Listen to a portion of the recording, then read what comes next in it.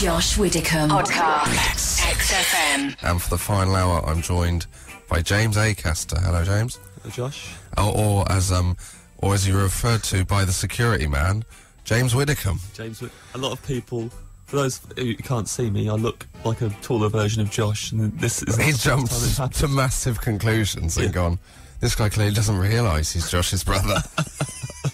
He's attempted to go for another name, but he's got no knowledge that he's Josh's brother or that we've consummated a relationship. He was we should point out the guy at the door at XFM is Jeremy Kyle, and has loads of DNA tests ready for when you arrive. Just tells you the news. So today we're talking about that would be a very bleak way. Anyway, I don't think Jeremy Kyle does it in the street. This goes up unsolicited to people, starts doing lie detector tests. Just sits on the steps in front of them, crouching, waiting for people. Yeah, we're talking about the worst place to be dumped. You strike me as a man that has probably got a list of many. My ones aren't about me. Just so you know, to top the league table currently, we've got. Well, it's a kind of tie between Preston Station on the way back from a wedding where the girlfriend had caught the bouquet, and a note in lecture at college that was passed down 3 people before it got to him. So I've actually got 2 similar stories to both. I was once in a cab. We're not looking for similar, we're looking for better, James. I was once in a cab after a wedding with 2 people who used to go out with each other. And they'd split up a week before the wedding. Oh. And the woman caught the bouquet at the wedding, and then we got in a cab, and catching the bouquet had really tipped her over the edge with how angry she was at him. Oh. And so was she holding the bouquet? No. Beat him with the bouquet? She may as well have. She kind of sat in the front and took over the stereo. She had a CD of her favourite band in her bag, and she made the cabbie put it on. What was the band? It was like really loud, like techno music, right. Like really thumping music. And she made the cabbie put it on, and then she turned it up really loud, so it was insufferable. Yeah. And the cabbie was like telling her off and telling her not to do it. And she was like, I don't care. And then he'd turn it down and put on his music, and then he would turn it up, and her and the cabbie were just back and forth. Oh my word. Where was this? It was out in it's in Surrey on these little. Why did you get in a cab with 2 people? Because I didn't even know them. I got on with them at the wedding, and they were really nice. And then she caught the bouquet and changed into a different person. And all you agreed to get a cab with them. Oh dear. So that doesn't qualify, but it still sets out the character that you are, which is a man that, from my experience of being friends with you, 2 or 3 times a week finds yourself in a kind of sitcom-like situation. What was your other? In school, my friend he'd been going out with this girl, and he wanted to break up with her, and he's gutless, so he wrote her a note at lunchtime, and I was in her form group and he wasn't, so he just asked me to give her the note. And did you know what was in the note? Well, yeah, but you're not one of those people that doesn't know they're carrying drugs across the border. He'd written it, and I didn't want to go up to her and go, this is a bad. So I just went up to her and just gave her the note. And then she was so excited to receive a note from him, and she got all her friends round and said, he sent me a note. Did you not think to step in at this point? Well, no, because I was at this point, I was at the other end of the room, I could just see it happening, and I couldn't do anything about it. And she read it all out to them, and you could tell the bit where it got to, and then her face dropped, and then they all kind of looked over at me. And felt horrendous. But the thing is, the note. How old were you at this point? 15. Right. But like she was 7. Yeah. I had to go to a different school. But I remember the note started with there's no easy way to say this. Well, you've clearly found an easy way to say it, haven't you? I mean, really, this is the easiest. I'm taking the brunt of this. Josh Widdicombe. XFM. Josh Widdicombe on XFM, and that is Foals My Number. Before the Foals, we were talking about just Foals. They're not the Foals. They should be. It's always better when a band is the. Thoughts, James? Yep, the best band ever. Very good. That was like we'd rehearsed that. Yeah, that's James Acaster. I was talking to before the break about one of his many scrapes he's got into, in which he had to give a girl a note at school where she'd been dumped.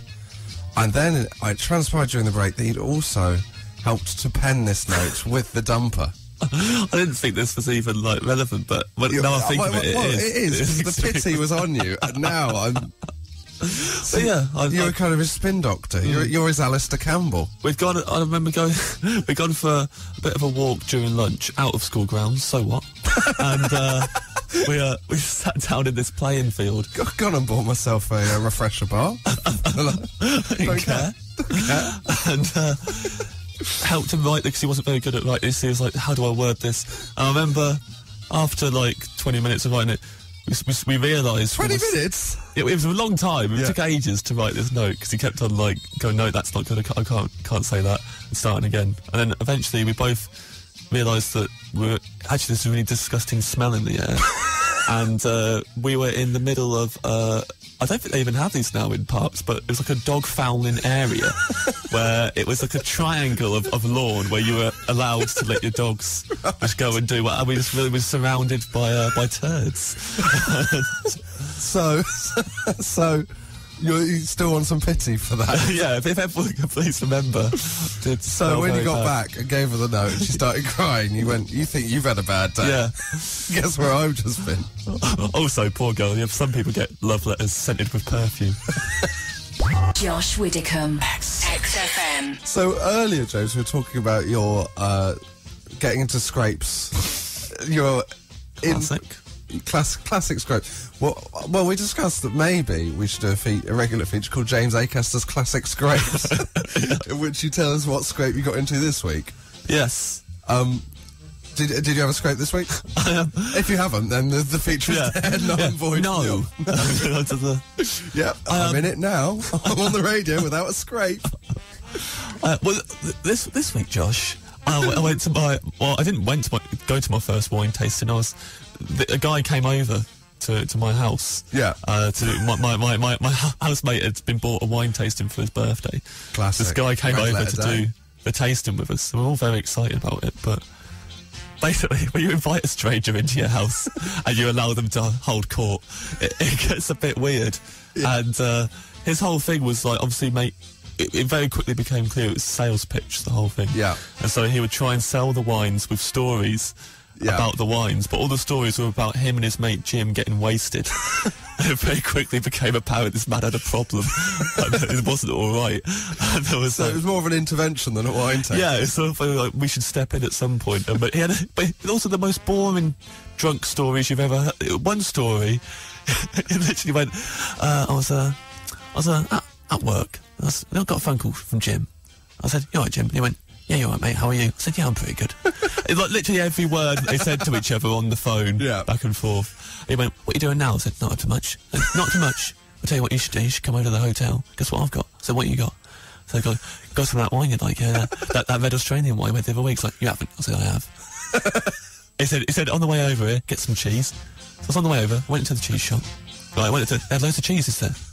Or behind the counter, loads of cheeses. I said, "What's that one?" He said, Big blue cheese." Big blue cheese. Big blue lovely cheese. Do you want that? I said, "I have the whole wheel." She said, "The whole wheel?" I said, "Yeah, that's the whole wheel." Not made of stone. Yeah. Made of cheese. Not made of cheese. It went on for ages. He went to the hotel with Jim. With a wheel of blue cheese. With a wheel of blue cheese. They put on the radiator and ate with spoons. And here was the spoons one was a detail he liked, but also what he really boasted about was they know us there at the hotel, so they let us go in the kitchen, help ourselves to the spoons. Free reign of the spoon drawer. Because maybe because their main issue was that you put a wheel of blue cheese on their radiator. Like, let's get these guys out of here. But he was doing the thing of like going, we'd taste it and he'd go, "What are you getting there? What are you getting?" And one of them went, "You're going to kick yourself. You're going to kick yourself when you don't get this." We're all guessing stuff and he went, "No. Tell you what, I'll put you out of misery. Does anyone here remember those little French sweets called Campinos?" He went, "Well, yeah, but I wasn't going to guess some obscure French sweet from my childhood." Does anyone remember blackjack? Get a hint of Jolly Ranchers. Did you buy any wine off him? We didn't, and I tell you what, he threw a right mood. At the end, he was like, and all of us went, "Oh no, we didn't actually know this would be part of it." And he just got all the wine, slammed it back in his case, and he had an assistant with him. I didn't point that out. He had an assistant with him the whole time, who also Jim sitting there just drunk with a wheel of cheese on our radiator. He shoved his wine back in the box, got his blue cheese off the radiator, put your spoons back, and stormed out the house. I think we can agree that James Acaster's Classic Scrapes has got off a solid, almost spectacular Annoying start. a wine connoisseur. Number 1 in a series of many. Josh Widdicombe. Podcast. XFM.